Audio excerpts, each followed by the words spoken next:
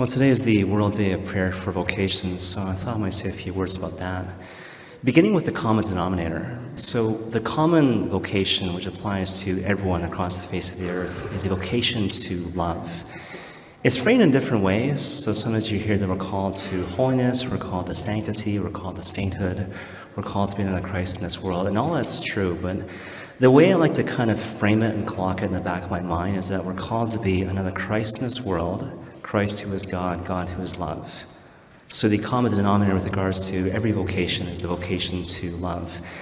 It sounds kind of basic and rudimentary, but actually gives some sort of framework in terms of how to discern your own particular vocation. And so, given the fact that the common vocation is to become a person of love, what's the question to ask when it comes to discerning your vocation?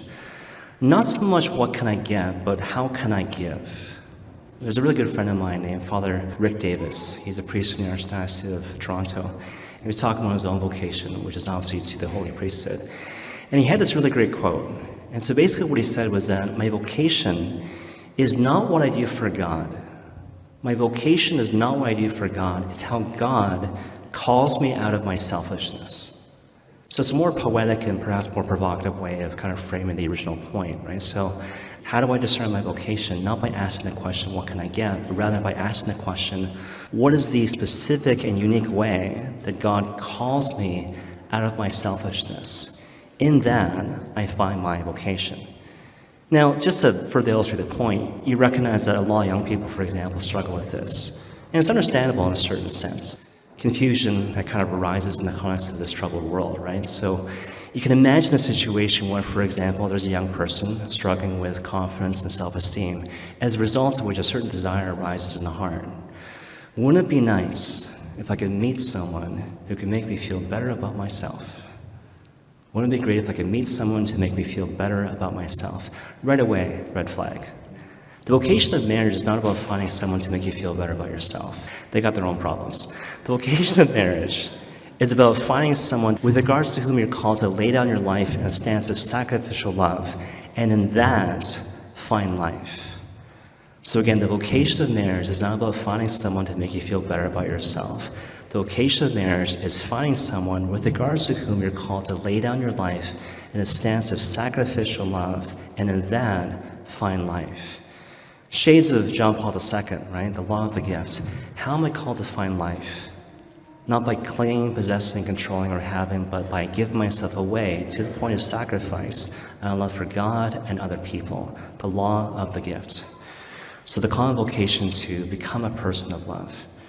Now the second point, though, is this. Your vocation is not meant to be static. Oftentimes we think of that. And my vocation is something which is static, something which is fixed. And so we hear, for example, that, okay, there's different vocations. I'm called to perhaps a single life or the married life or some religious vocation. And those categories are helpful. But at the same time, there can be a tendency to think, well, gosh, until I discover my vocation of falling in those different categories, I'm in a holding pattern. Or once I discover my vocation in those same categories, I'm done. If you go back to the original point, my vocation is to become a person of love. By definition, it's always evolving. It's always changing. I'm called to constantly grow and stretch and deepen my sense of becoming another Christ in this world, a person of love. So it's never static, it's never fixed, it's always growing, evolving, and deepening. One final point. Your vocation by definition is meant to be a mysterious thing between you and the Lord. So to kind of frame the issue, think about this really famous passage that you find in the Gospel of Luke chapter 2. The finding of the child Jesus in the temple. I know perhaps you heard a story before, but just to make sure we're on the same page. So at this point in the story, Jesus is 12 years old, and he's lost in the city of Jerusalem. He's not lost, but people don't know where he is, right? And so Mary eventually finds him, along with Joseph, and she expresses their dismay. And Jesus, what he does in response, he says something and he does something, both of which are important. So what he says is, did you not know I must be in my Father's house?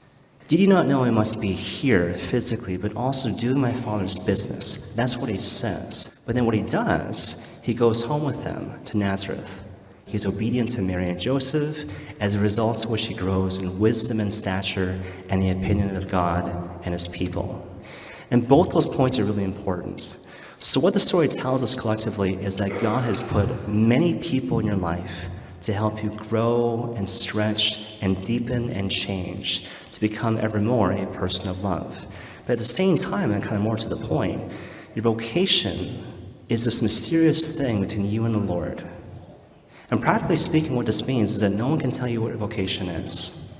Not your parish priest, not your parents. That's something you need to discover on your own. The example that comes to mind, there's a good friend of mine, I've known him for years. Basically, he was dating this girl for a period of time, and he wanted to know whether or not he should marry this girl. So I asked him a few clarifying questions, and he gave his responses, and then finally I'm like, okay, I think I got it. So I'm going to pitch it back to you, right? So tell me if I'm off. You're a good Catholic guy, and you think your vocation is to the vocation of marriage. And so you met this girl, she goes to Mass, she prays, you think, okay, good Catholic girl. You're dating her for a couple years. And now it's coming to a head. And now you're trying to decide what to do. And so I would suggest that you had to run two statements by your heart and ask yourself, which statement resonates with me the most? Here's the first statement. I should get over myself.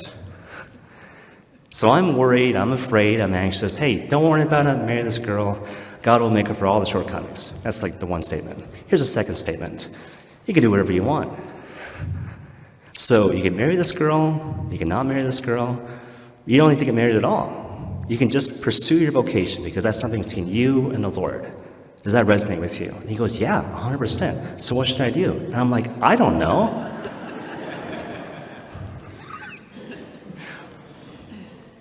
This might sound kind of harsh, but maybe because it is. There's always a recurring temptation to look to the church to prescribe a spiritual concentration camp, if you know what I mean. Like, I want the church to basically take away my freedom. I want the church to tell me exactly what I'm supposed to do in every single circumstance. No. That is never meant to be the role of the church. But people long for that. It's easy to criticize the scribes and the Pharisees in the context of the gospel, but in practice, sometimes we kind of want that because freedom is scary. Whereas in contrast, what's the proper image and role of the church in this particular circumstance? The church is meant to tell you, look, this is right, this is wrong, this is true, this is false. This is the path that leads to life. This is the path that leads to death. You cannot find life by clinging, possessing, controlling, or having. You can only find life by giving yourself away to the point of sacrifice out of love for God and other people. Now, with that in mind, within that framework, live your life, make your choice, and take responsibility for your choice. Now, depending on where you are in a spiritual life, you hear that and you're like, wow, that's either scary or exciting. But such is the adventure of life. And here's the point. The church will never rob you of the adventure of life. You're meant to embrace the adventure of life with enthusiasm, with bravery, and with love.